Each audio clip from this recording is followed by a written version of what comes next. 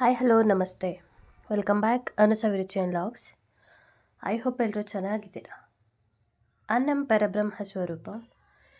ನಾನಿವತ್ತು ಡ್ರೈ ಫ್ರೂಟ್ಸಿಂದ ಉಂಡೆಯನ್ನು ಮಾಡಿ ತೋರಿಸ್ತಾ ಇದ್ದೀನಿ. ಡ್ರೈ ಫ್ರೂಟ್ಸ್ ಅಂದರೆ ಆರೋಗ್ಯಕ್ಕೆ ತುಂಬಾ ಒಳ್ಳೆಯದು. ಅದರಲ್ಲೂ ಈ ಉಂಡೆ ಏನಿದೆ ಇದು ಸಾಕಷ್ಟು ವೈಟಮಿನ್ಸ್ಗಳನ್ನ ಹೊಂದಿರುತ್ತೆ. ಎಲ್ಲ ಥರದ ಡ್ರೈ ಫ್ರೂಟ್ಸನ್ನು ಹಾಕಿರ್ತೀವಿ. ಎಲ್ಲ ಥರದ ವಿಟಮಿನ್ಗಳು ಕೂಡ ನಮ್ಮ ಬಾಡಿಗೆ ಸಿಗುತ್ತೆ. ಮಕ್ಕಳಿಗೆ, ಏಜ್ ಆದವ್ರಿಗೆ, ದೊಡ್ಡವರಿಂದ ಹಿಡಿದು ಚಿಕ್ಕವ್ರವರೆಗೂ ಎಲ್ರಿಗೂ ತುಂಬ ಯೂಸ್ ಆಗುತ್ತೆ. ಅದರಲ್ಲೂ ಮಕ್ಕಳಾಗದೇ ಇರೋವಂಥ ದಂಪತಿಗಳೇನಿರ್ತಾರೆ ಅವರಿಗೆ ಕೂಡ ತುಂಬ ಹೆಲ್ಪ್ಫುಲ್ ಅಂತಲೇ ಹೇಳ್ಬೋದು. ನರ ದೌರ್ಬಲ್ಯ ಇರೋ ಅಂಥವ್ರಿಗೆ ಪ್ರತಿದಿನ ಒಂದು ಉಂಡೆಯನ್ನು ತಿನ್ನೋದ್ರಿಂದ ಹೆಲ್ತ್ ಬೆನಿಫಿಟ್ಸ್ ತುಂಬಾ ಇರುತ್ತೆ.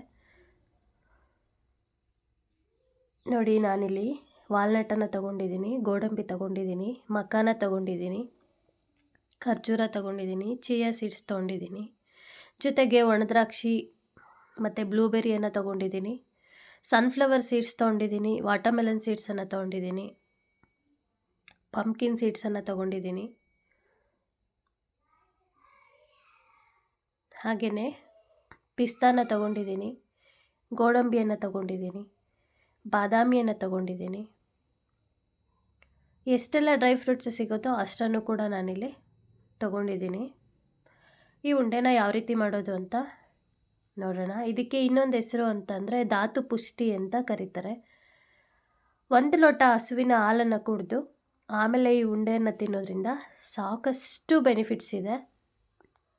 ಅಟ್ಲೀಸ್ಟ್ ಮಾರ್ನಿಂಗ್ ಖಾಲಿ ಹೊಟ್ಟೆನಲ್ಲಿ ಈ ರೀತಿ ಒಂದು ಉಂಡೆಯನ್ನು ತಿಂದರೆ ಆರೋಗ್ಯ ತುಂಬಾ ಒಳ್ಳೆಯದು ಅಂತ ಹೇಳ್ಬೋದು.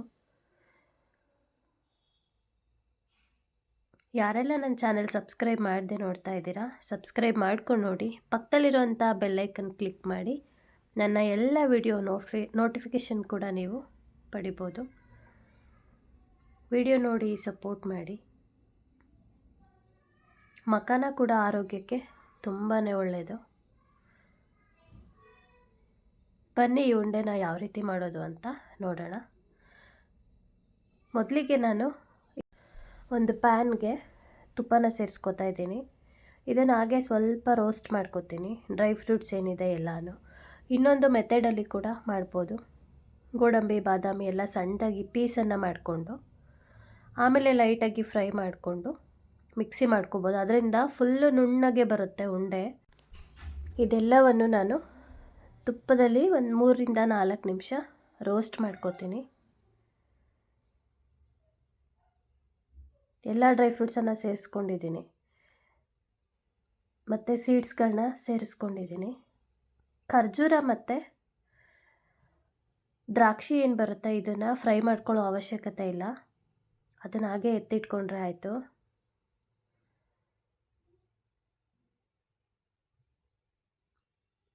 ಲೋ ಫ್ಲೇಮಲ್ಲಿ ಇಟ್ಕೊಂಡು ಹುರ್ಕೋಬೇಕು. ಇವಾಗ ನಾನು 1 ಬೌಲಷ್ಟು ಓಟ್ಸನ್ನು ತೊಗೊಂಡಿದ್ದೀನಿ, ಅದನ್ನು ಕೂಡ ನಾನಿಲ್ಲಿ ಮಿಕ್ಸ್ ಮಾಡ್ಕೊತಾ ಇದ್ದೀನಿ.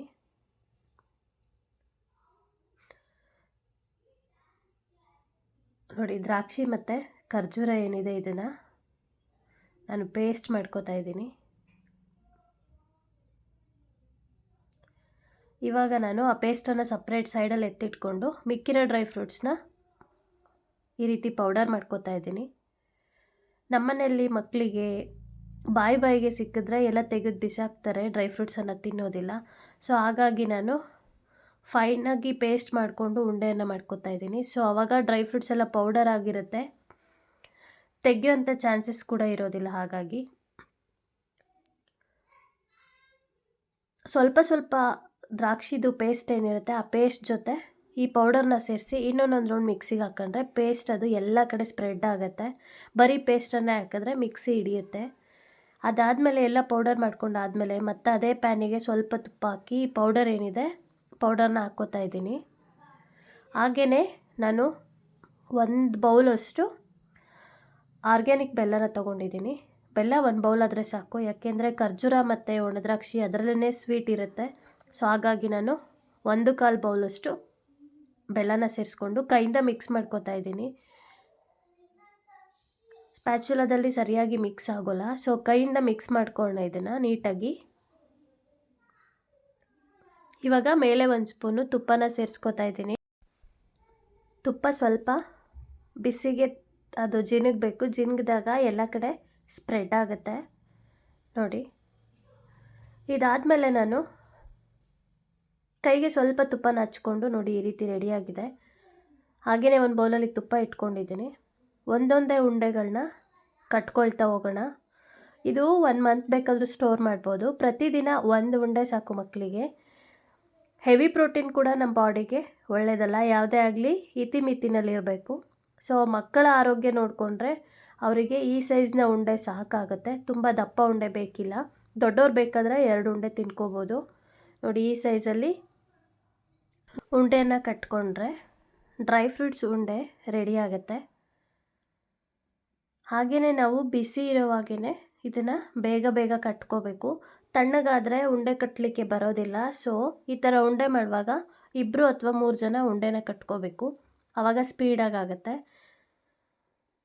ನೋಡಿ ಉಂಡೆ ರೆಡಿಯಾಗಿದೆ. Thank you for watching. Take care. Bye.